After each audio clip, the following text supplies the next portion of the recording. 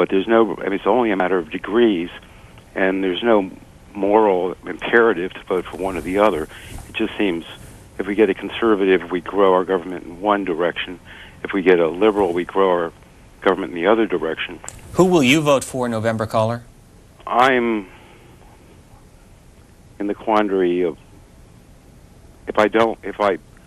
since Bush is a conservative and he seems to be going in for a lesser government, I'll probably end up voting for him, because if I vote for Kerry, they say I'm throwing away my vote. But this gentleman is right. I should vote for both your past. The Conservative Party candidate seems to be better. The Libertarian candidate seems to be better. And I like this gentleman.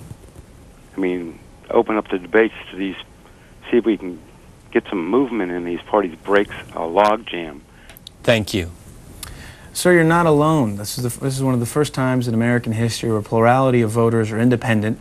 They aren't particularly passionate about either Republican or Democratic party. So it is more important now than, say, it was 25 years ago for the presidential debate process to be controlled by a nonpartisan organization that will ensure if independent and third-party challengers that the American people want to see are included in the presidential debates.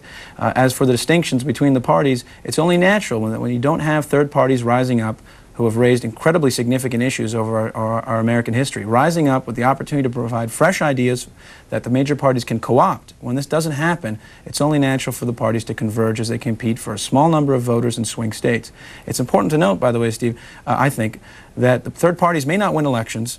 The only third party that went on to become a major party, of course, is the Republican Party. But they raise critical issues that the major parties can co-opt, and that's happened throughout history. Abolition of slavery, women's suffrage, Social Security, unemployment compensation, child labor laws, the list goes on and on of the unbelievable list of critical pieces of legislation throughout American history that third parties have raised, and then the major parties co-opted. When you have exclusionary presidential debates, you basically not only exclude those candidates from a chance of victory, but exclude these critical issues that the major parties can co-opt. Where are you from originally?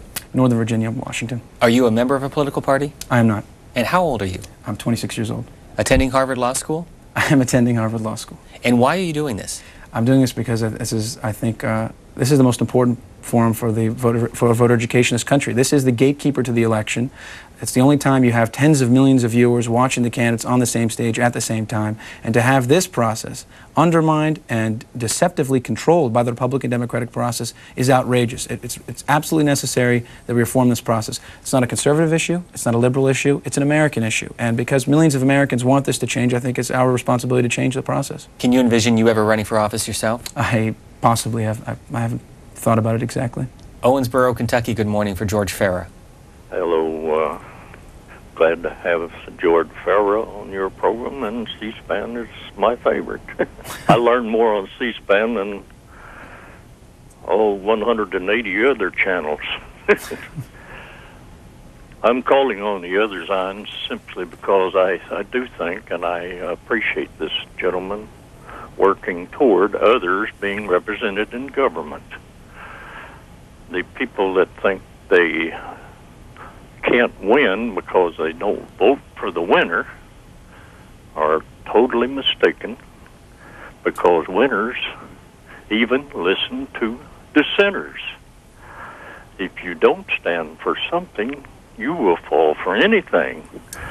So why not stand for something, and maybe someone else will stand with you? I don't know what else to say. Thank you for the comment. Keep watching C-SPAN. We'll go on to Bayside, New York. Good morning. Did you say Bayside? I sure did. Yeah, well, my thought is that there should be other participants in the debates so that they have other questions that two candidates may or may not like to hear, but the American people should hear. But I'd like to refer back to the controversy in the 2000 election. Incidentally, President Bush was not elected. He's now running for re-election. He wasn't elected the first time. He was appointed by 5 Supreme Court judges. And talk about those judges, I believe, or I suspect, I should say, when James Baker suggested that they take the controversy in Florida to the Supreme Court, James Baker had already been assured by the Supreme Court 5 justices that if the matter did come to the court, George Bush would be made the president. Thank you. Thank you, caller. Yeah, it's worth noting that in 2000, even though it was the closest election of the 20th century, it was the only, the presidential debate audience actually had plummeted, even though it was the closest election of presidential debate history. 25 million fewer Americans watched the 2000 presidential debates than watched the 1992 presidential debates. And this is a reflection, of course, of how bad things have become.